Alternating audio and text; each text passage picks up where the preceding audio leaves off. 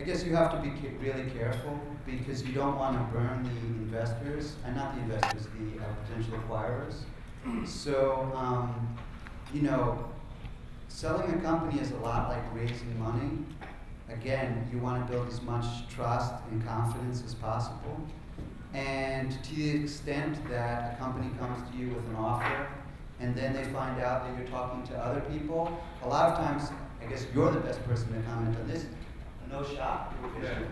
So, which to those don't know is, so let's say Plato had come to him and say, okay, we're willing to pay you $100 million, but as part of our, you know, negotiations, you agree not to shop this to Zynga and, right, exactly. So it's got an exclusivity, because something where you will lose credibility is if a company comes to you and says, okay, we'll offer you X, and you know, if Google offers you $100 million, and then they find out that you talk to Yahoo and Microsoft and Facebook, right, or Twitter, they may cut you off, or it may, again, it's all about confidence and all about trust.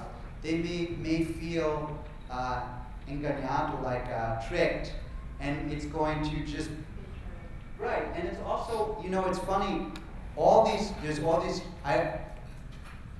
selling a company is much more of a human process, connecting on a human level, than it is, I think, almost a business process. So there's this whole momentum plays a huge role in getting deals done. So you want things to go like this. You don't want things to go like this with a exit event, because you know. Let me give you an example. So when we were selling this company, Juan, to Google, everything was going great, okay?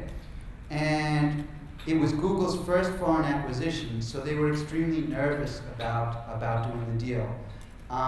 So we had to really make them feel, again, confident and make them feel safe, okay? As it so happens, Google hired a very well-known US-based law firm, which is famous for having an international practice all over the world. And their initials are B and M. And this firm was extremely busy on private equity deals at the time. Much larger deals, thank you. And what happened was the partner who was assigned to the deal was one of their top partners in Sao Paulo. And they were very interested in doing this deal because it was one of Google's first foreign deals, okay, and the first deal in Brazil. So they weren't going to say no, but at the same time, it was a small fish on their plate. So what happened was, in the course of due diligence, they discovered a potential liability of, I think, 15,000 reais, okay? No big deal whatsoever, okay? Not material. And also within the reps and warranties, there's a carve-out for up to a certain amount, right? What the lawyer did, however, in order to buy time, because this particular partner was so busy, was she said to Google, I've discovered a problem, without quantifying the size of the problem.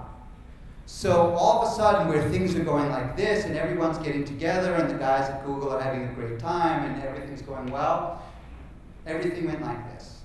And then we said, what's going on? What happened? Well, our lawyers have discovered a problem. And unfortunately, since they were so busy with their other deals, the lawyers were so busy with their other deals, they wanted to buy time.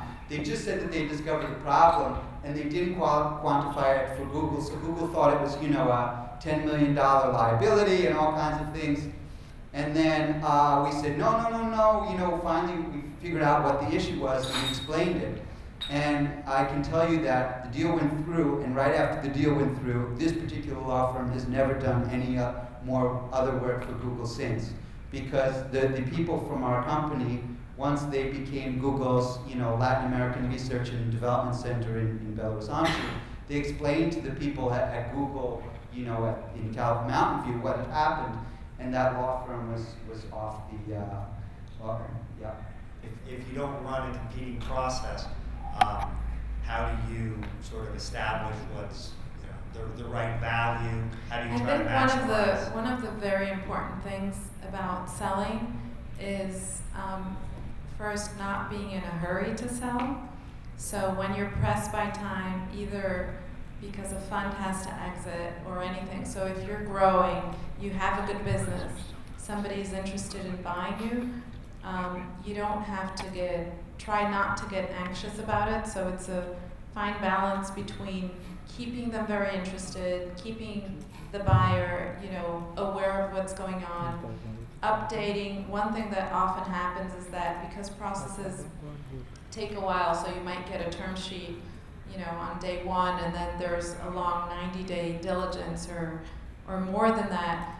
During that period of time, the company, depending on how it's going, it's really improving in sales, gaining new contracts, and things are going well. So a lot of the times, that can be problematic because you say, okay, I was selling under those numbers, and now my numbers are X% better, or these contracts are going to kick in and start bringing in new revenues. So it's very critical to keep the buyer updated and excited, particularly when good things are coming along. And for that, I think it's key to have a good lawyer, a good term sheet signed, and probably some term that predicts an adjustment if there is a material change one way or the other.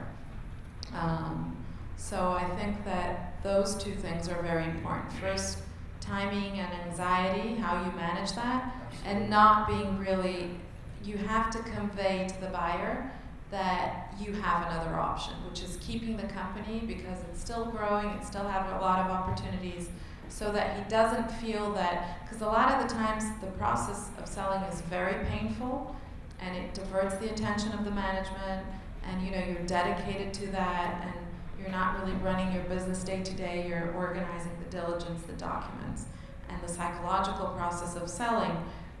So it's very important to keep an eye in the future and consider that might not go through. And also, always in a humble way, convey that you can keep that company running because it's a great company and not have to sell.